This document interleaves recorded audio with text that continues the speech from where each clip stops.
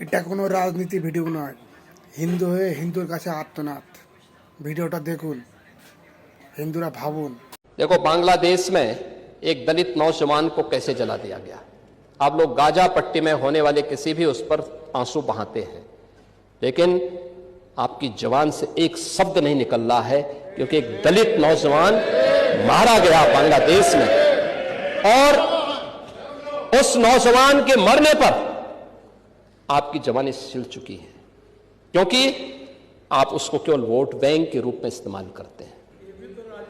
ये राजनीति नहीं है पांडे जी, ये राजनीति नहीं है, ये वो सच्चाई है जो आपकी तुष्टीकरण की नीति है, जिसके कारण बांग्लादेश बना है। अगर बांग्लादेश पाकिस्तान नहीं बना होता, इस तरीके से हिंदू नहीं जलाया होता, और जलाता तो फिर उसकी क्या दुर्गति होती या वह भी जानता। কোনো হিন্দুর উপর অত্যাচার হয়, ঠিক সেই সময় কংগ্রেস বলুন, সিপিএম বলুন, টিএমসি বলুন, আরও ভারতে যত পার্টি আছে চুপ হয়ে যায়। আমার এই প্রশ্ন সমস্ত হিন্দু ভাইদের কাছে, কেন এটা হয় কমেন্ট করে বলে যেয়ে।